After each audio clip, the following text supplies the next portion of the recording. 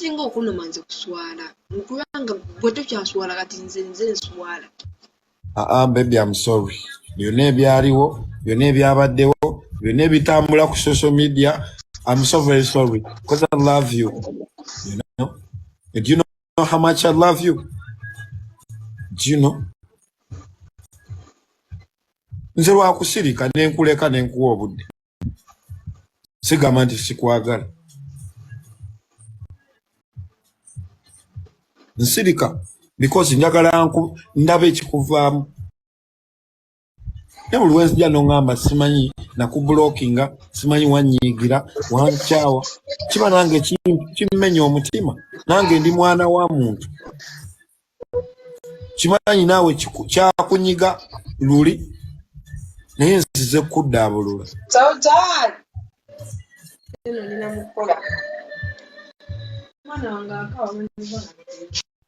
Ndi mukola oli omubadde ogamba baby sikuyinaako obuzibu. That is it. Njagala okole era nze nsobola osula ne wano. Naye nga nvuddewo ntegedde kituufu tokyanyoola mumwa omanyi buli wofundikira omumwa neeraliikirira. First of all, nze sikuyinaako buzibu kitegeera. Baby saagala kuddamu kufundikira mumwa wotunula waggulu wozoola nedda njagala okaminga down njagala nve wano ng'okuulinze.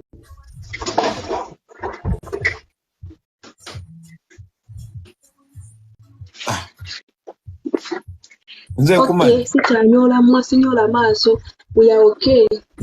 Period. Obuzibu ndi bukukola. Nja kujja kola bibyo. Nakola live nzija. Ate nzirimu okulaba mukene yenna nga nvuma. Nze nja kuvuma abaana bange. Leka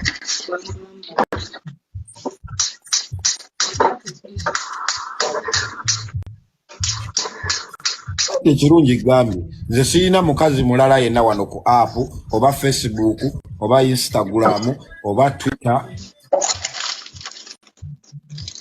Nina abakazi babiri. Kawusala naawe ensonga lwaki gambye.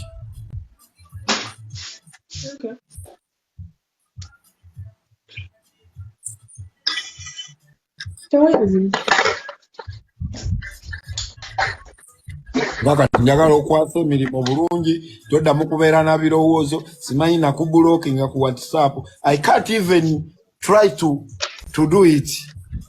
Ne bwembanga omuntu anyiizizza atya nga sina mukazi wange sisobola blockinga muntu. Nga kublockingira ki? Okujjako nakujja ku status nga ndaba zijja kukutula omutima. Saagala zikunyiiza. Ate era ngenda zikujjako kuba kati nakuze. Baby munkuzizza Kawusala mbuulirira. N'obwavu.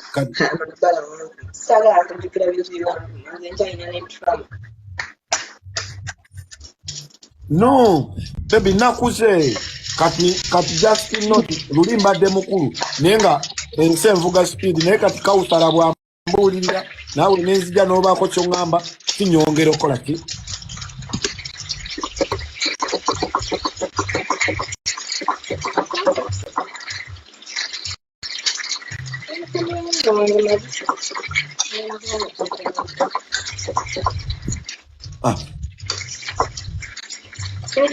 Era omuwala yenna anajja n'akutabukira gwe mpa buwi kifaananyi kye ngambe bebi onanvuma bebi amazeko emirembe ne bw'aba musajja najja mu inbox n'atandika okusumbuwa tetwetaaga sente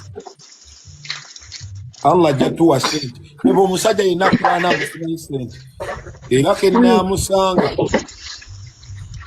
sente ze tulina zitumala titwagala sente nnyingi.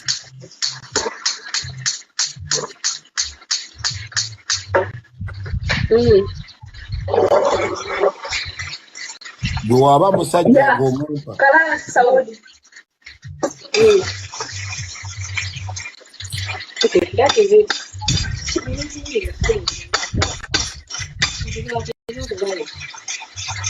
luli wampitanga n'oŋŋamba bebi ndi mu kulya jangu tulye ne kakusikyalaba yadde kasimu sikyalaba yadde ki because of obuntu obutono.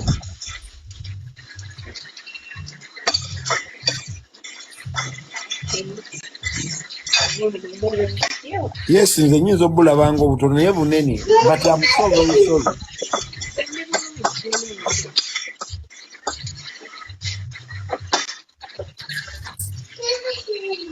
Yasina bizibu nze ndi bulungi ne mwana kati atugamba Dubola buli lwojja that's why sometimes ndoza namba mbi ewala ntandika